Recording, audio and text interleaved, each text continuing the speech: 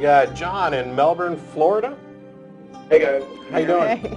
Pretty good. I can understand the emotional objection to like a murderer or whatnot. That's fine. But you understand what I'm saying? We got. For crying out loud. There we go. I was talking about anybody who would advocate that person X deserves to be tortured forever in hell or annihilated simply because they could not believe something for which there was insufficient evidence. While some other subjects of hell, I agree. of course you don't, because it shows the weakness of what you're saying. You're saying that God brought you into this world, He can take you out. God is the ultimate boss. It's absurd, and you fundamentally know it.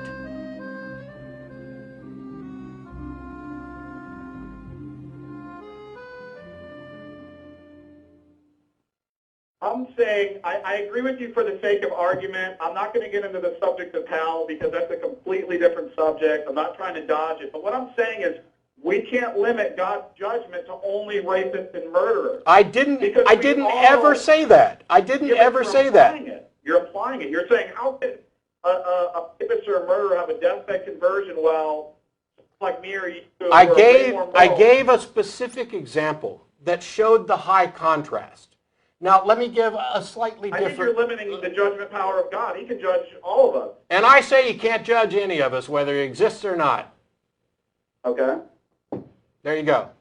I mean, if you're not going to let me, if you're not going to actually address this seriously, I didn't say that God was limited in what He could judge by those standards. I'm assuming, hey, if there is a God and He judges me by those standards, I can't tell Him He can't. Obviously, He's the one with the power. He's the mafia boss who can break my legs. All I can say is, I don't accept those standards. I don't find them just. I find it absurd to find anybody who claims that they're just. I'm not saying who He can and can't judge because I don't have that power over Him, except for the fact that He's a fictional being as far as I'm concerned. But what I'm saying is that if there's a person, I mean, it makes this type of system is a dictatorship, a fiat that makes all crimes, all sins, which I reject that concept, but all wrongs equal, and everybody begins with this pitiful, poor state of being worthless and in need of redemption from before they were born, even.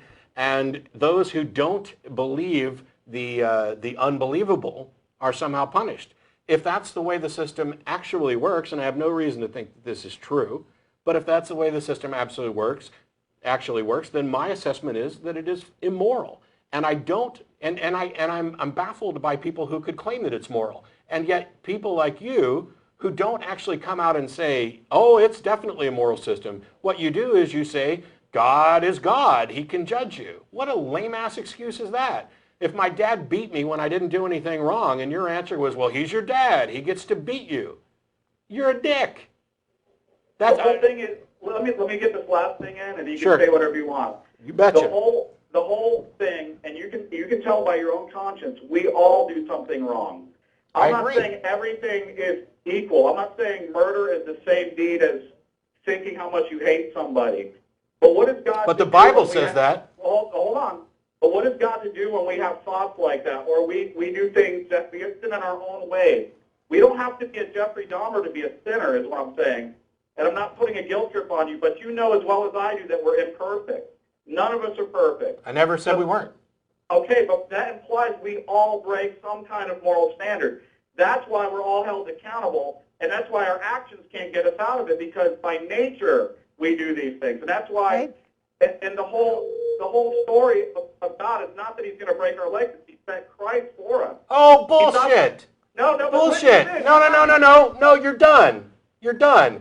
That is the biggest. That is the excuse. That's the mafia boss saying, "I'm going to break your legs unless Jesus is the unless in the story." Well, unless you pay me would be the mafia boss, and that's what Jesus would represent. Jesus is the loophole.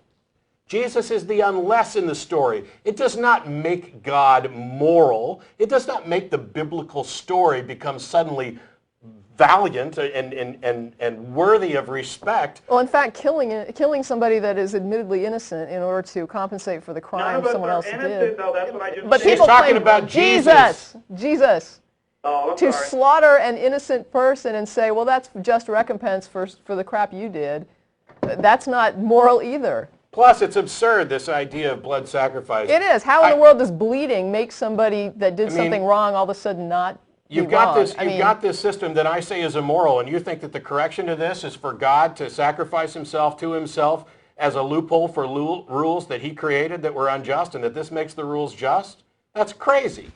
I think at the end of the day, we all still sin. We all know we're all imperfect. But your mafia scenario is, I don't think it's accurate. You're saying the mafia boss is saying, I'll break your legs or else. Yeah. I'm saying the mafia boss has every right to break your legs, but he doesn't. Okay.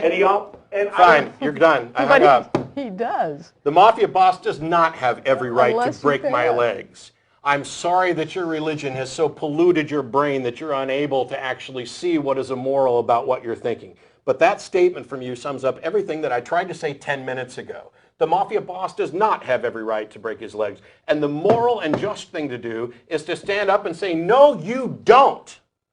And if somebody is asserting that they're working for a mafia boss and this mafia boss doesn't even necessarily exist and they want you to pay, which is exactly what's happening here because we have no reason to think that this God exists. I don't care if he does, this particular God that you're talking about. It doesn't matter. It's immoral. It's nonsense. It's immoral and it's nonsense. He doesn't have the right to break my legs. He doesn't have the right to judge me. And if he does so, if he happens to exist and do this, by standards that I happen to think are immoral, then he's a dick. I may not be able to do anything to stop him, but the ant can't do anything to stop me from squishing it. But it doesn't make me any less of a dick. How dare you come on here and apologize for it and shuffle actual comments that you and I both know. You know what's right and wrong. And shuffle it off as, oh, you have a conscience and you've sinned. Okay, well, that's irrelevant. We haven't even talked about that yet, about how I reject this notion of sin, or that, as Tracy pointed out earlier, that thinking something is somehow wrong. And then you come on and, no, Jesus is the excuse. Let me tell you something. According to the Bible, God basically chucked everybody into the pool and said, I got a life preserver. Anybody want to not drown? He's ultimately responsible. The story, and I agree, I'm getting worked up, and it's not because I think that there's any truth to the story. It's that I'm so freaking offended and pissed off that there are people out there who take this fairy tale and make excuses for it and say that this is something good that people should be applying to their lives, or that we should make 2010 the year of the Bible. Listen to yourselves. I'm more moral than that, and so are you, and you guys need to just own it. It's insane. Ugh.